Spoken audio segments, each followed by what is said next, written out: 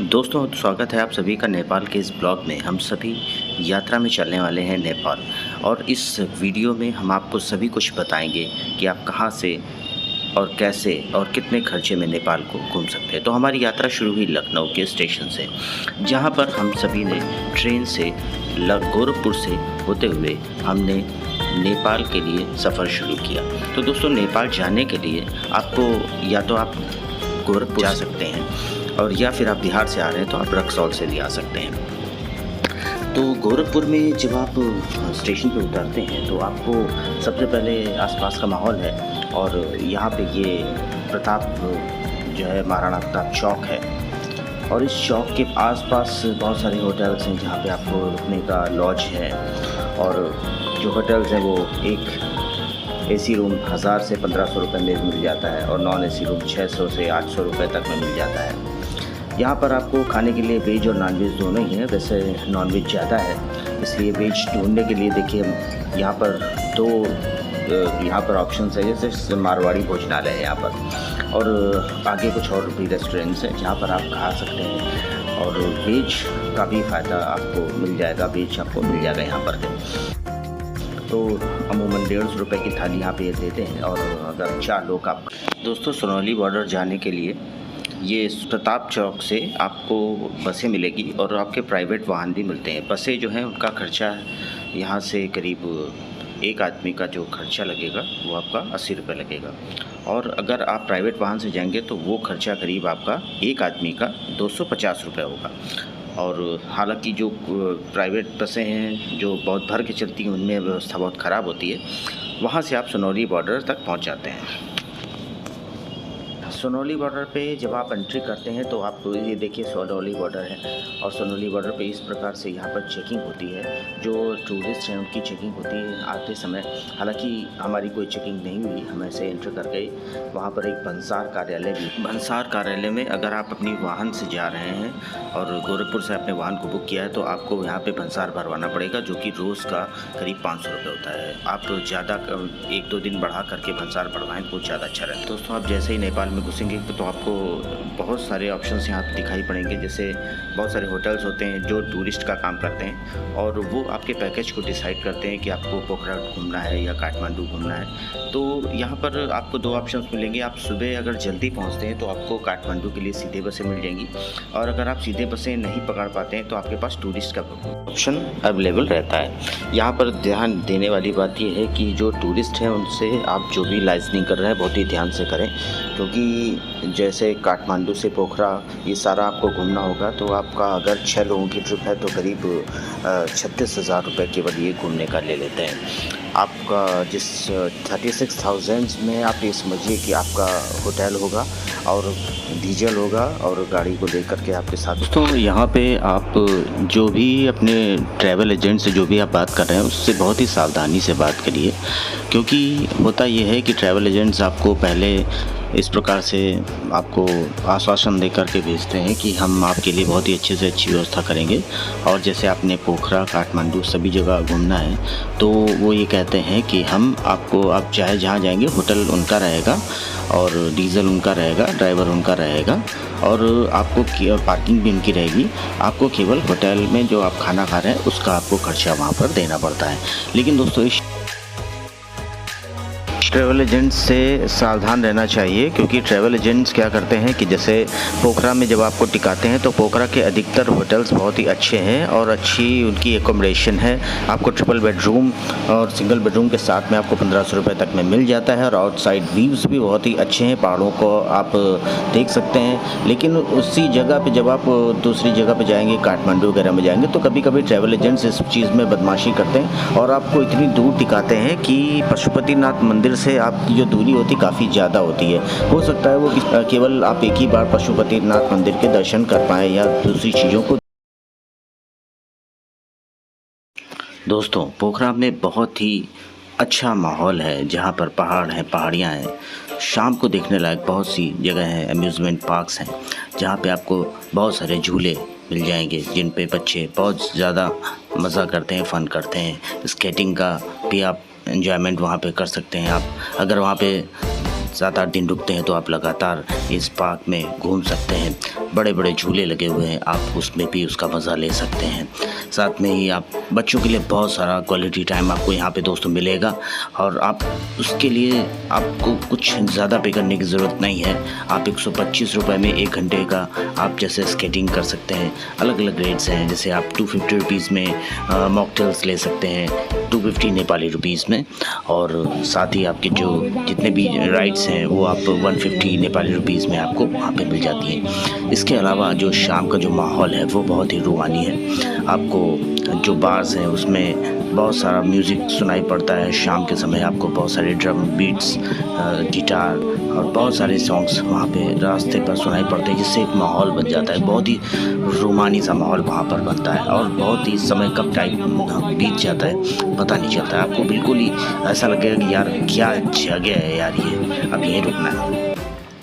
दोस्तों next day हम लोग शाम को रुकने के बाद जब सुबह हुआ तो हम लोग फेवा लेक घूमने गए, और फेवा लेक भी बहुत ही बढ़िया जगह है। यहाँ पर जो एक मंदिर है वो ताल भराई नाम से एक मंदिर यहाँ पर फेमस है।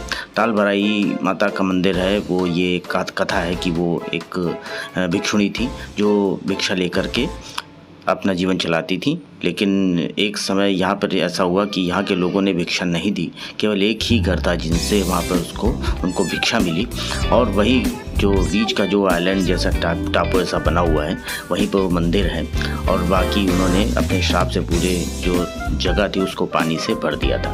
इस वजह से वो ताल भराई के मंदिर के नाम से जाना जाता है। और स्पेशली ये जो बीच में जो टापू है, इस मंदिर में ये संतोषी माता का मंदिर कहा जाता है, जहाँ पे आपको बहुत सारी चीज़ें खरीदने को मिल जाएंगी। घूमने के लिए बहुत अच्छा स्पॉट है, और अगर आपको यहाँ पे बोटिंग करनी है तो उसके पहले आपको बोटिंग के लिए आपको 80 रुपये देने पड़ते हैं, और 10 रुपये आपकी सेफ्टी जैकेट्स के लिए वहाँ पे जमा होते हैं। तो आप यहाँ से बोटिंग करते हुए एक बोट पे करीब 8 लोगों को वो बैठाते हैं, और आपको बीच में ये मंदिर पे तक ले जाते हैं। मंदिर पे जा कर के आप दर्शन कर सकते हैं, और बहुत ही अच्छा लगता है जब आप बोटिंग करते हुए। आप बोटिंग और भी दूर तक कर सकते हैं, लेकिन उसका चार्ज वो अलग से ले लेते हैं।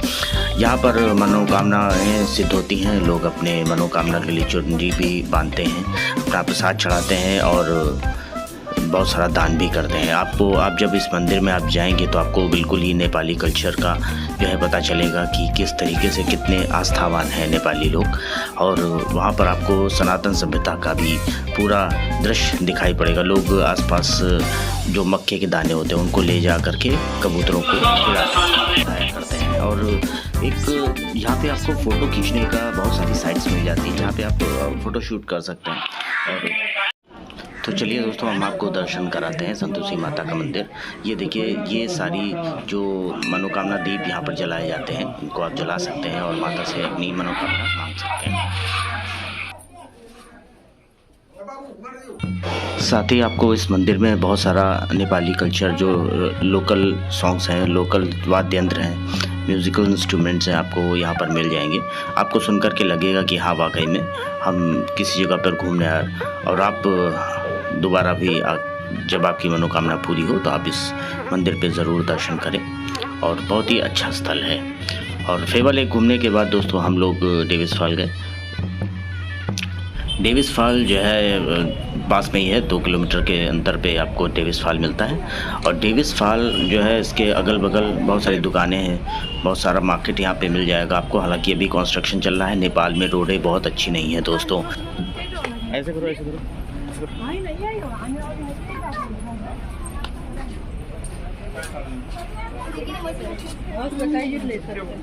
जब आप डेविस फॉल में अंदर की तरफ जाएंगे तो यहाँ पर आपको टिकट काउंटर मिलेगा, और ये टिकट काउंटर जो है वो 50 रुपये पर पर्सन ये चार्ज करते हैं। 50 रुपये इंडियन के हिसाब से चार्ज करते हैं दोस्तों।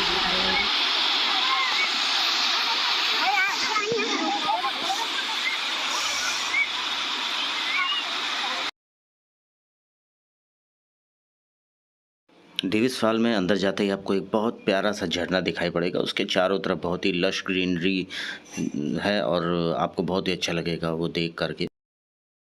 डेविस फॉल के अपोजिट साइड में थोड़ी दूर पर चल करके आपको गुप्तेश्वर महादेव मंदिर के दर्शन होते हैं, जो कि एक गुफा है, और करीब 400 फीट जो है नीचे है, ज़मीन के नीचे आपको उस गुफ़ा में जाना होता है। दोस्तों यहाँ पर जो टिकट लगता है वो नॉन नेपालीज़ के लिए जो है करीब 65 रुपीज़ इंडियन का ये टिकट लगता है।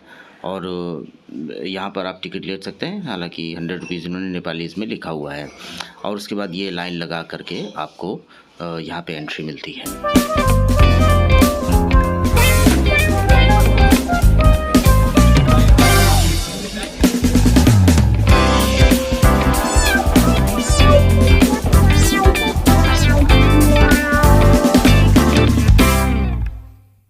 दोस्तों यहाँ से हम एंट्री करने वाले हैं गुप्तेश्वर महादेव की गुफ़ा के अंदर। दोस्तों ये गुफ़ा जो है याद रखिएगा यहाँ पर, क्योंकि ज़मीन से काफ़ी नीचे है तो इसलिए यहाँ पर बहुत सारा पानी चूता रहता है, टपकता रहता है छत से, इसलिए बहुत ही ज़्यादा स्लिपरी ये बहुत ही जो है इसकी रास्ते हैं और कई जगह सीढ़ियाँ टूटी हुई हैं। हालांकि ये जो सबसे पहले यहाँ पर 2 मंदिर के दर्शन हो जाते हैं। यहाँ पर सबसे पहला जो दर्शन होता है आपको एक ऐसा शिवलिंग मिलेगा जहाँ पर आपको पीछे शेषनाग है, भगवान है, लेकिन आगे शिवलिंग भी है। तो उस शिवलिंग पे अगर आप कायदे से ध्यान से देखेंगे तो आपको विष्णु जी के दर्शन होंगे। तो बहुत ही पवित्र ये गुफ़ा मानी जाती है, बहुत ही आदि काल का ये शिवलिंग माना जाता है। और दोस्तों उसके बाद जब आप काफ़ी नीचे चले जाएंगे, करीब 400 मीटर, 400, तो उसके बाद आपको ये देखिए दर्शन होंगे। यहाँ पर बिल्कुल एक प्रकाश यहाँ पर रहता है, जहाँ पर शिवलिंग के ऊपर झरने से जल गिरा करता है। दोस्तों पोखरा में ही एक बहुत ही अद्भुत स्थान है, काफ़ी ऊंचाई पर है, जो सबसे ऊंचा पहाड़ है पोखरा का, वो वहाँ पे हम लोग दर्शन करने जा रहे हैं। नीलकंठ महादेव के नाम से वो स्थान प्रचलित है, बीच में बौद्ध स्तूपा भी पड़ता है।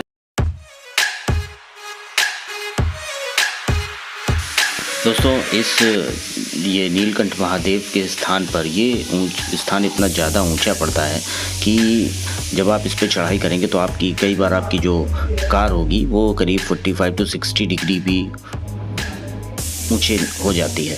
और इसमें बैठने में काफ़ी सावधानी रखनी चाहिए, नीचे की तरफ हमको नहीं देखना चाहिए, क्योंकि अगर आप नीचे देखेंगे तो आपका जी मिचलाएगा और आपको वॉमिटिंग की प्रॉब्लम हो सकती है। रास्ते बहुत ही ख़राब है दोस्तों, लेकिन जब आप इस स्थान पे पहुंचेंगे तो आपको बहुत ही अच्छा लगेगा।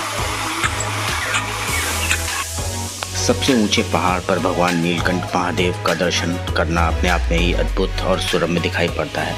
हम सभी जब वहाँ पहुँचे तो हमने महादेव के दर्शन किए और इतनी डिटेल्ड ये कलाकारी इसमें की गई है कि आपको बहुत ही अच्छा लगेगा देख करके।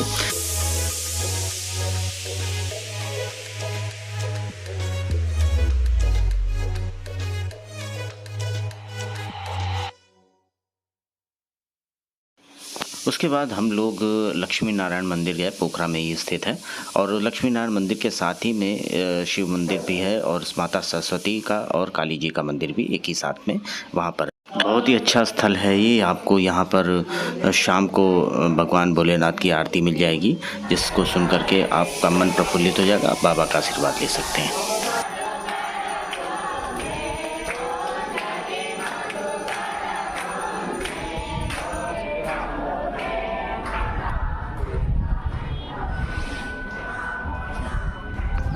नीलकंठ महादेव के दर्शन करने के बाद दोस्तों ये मंदिर काफ़ी ऊंचाई पर स्थित है और बाहर आपको कई दुकानें मिल जाएंगी जहां से आप प्रसाद ले सकते हैं। और मंदिर की कई सीढ़ियां चढ़ने के बाद हम सूर्य विनायक मंदिर पहुंचे, जहां पे हम लोगों को अद्भुत दर्शन हुए। ये जो गणेश जी की मूर्ति यहाँ पर है वो अपने आप ही इसका प्रादुर्भाव हुआ है और ये स्वतः निकली हुई मूर्ति है, जो कि बहुत ही सिद्ध मानी जाती है यहाँ के हिसाब से। यहाँ पर वैवाहिक कार्यक्रम भी यहाँ पर संपन्न हुआ करते हैं और ये बहुत ही पुराना मंदिर आपको पोखरा में देखने को मिलेगा। हालांकि इस मंदिर के साथ में हम लोगों की कुछ कहानी भी जुड़ी हुई है कि हमारा जो ट्रैवल एजेंट था जो ड्राइवर था उसने हमें इस मंदिर को डोलेश्वर महादेव के नाम से दर्शन कराया था। और उसके बाद जब हमने इस पे ध्यान दिया कि ये तो मंदिर गणेश जी का लग रहा है और बाहर इसमें जो मूषक राज बैठे हुए हैं, तब हमने उससे पूछा कि भाई ये डोलेश्वर महादेव है या कौन से महादेव हैं। तब उसने कहा यही डोलेश्वर महादेव है। हालांकि बाद में पता चला कि ये श्री सूर्य विनायक मंदिर है। तो दोस्तों इस तरीके की जो प्रॉब्लम्स हैं उससे आप थोड़ा सावधान रहें, क्योंकि हमको डोलेश्वर महादेव करके यहाँ पर वो लाया था। हालांकि बाद में ये सूर्य विनायक मंदिर निकला और हम लोगों ने यहाँ पे दर्शन किए। और जो डोलेश्वर महादेव मंदिर है वो यहाँ से करीब 8 किलोमीटर के दूरी पर यहाँ से पड़ते हैं। तो आप जब भी जाए तो आप डोलेश्वर महादेव के दर्शन ज़रूर करें।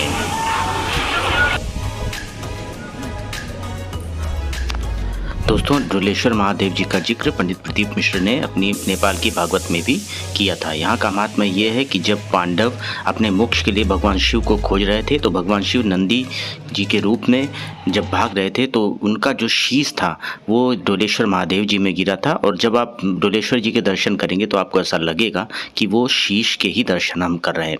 और जो धड़ था वो केदारनाथ बाबा में गिरा था। तो आप केदारनाथ में जब दर्शन करते हैं तो आपको नंदी जी का जो धड़ है वो उसका दर्शन होता है। तो बोलिए जय डोलेश्वर महादेव की। दोस्तों, जब भी आप पोखरा जाएं तो आप डोलेश्वर महादेव जी के दर्शन ज़रूर करें। तो दोस्तों,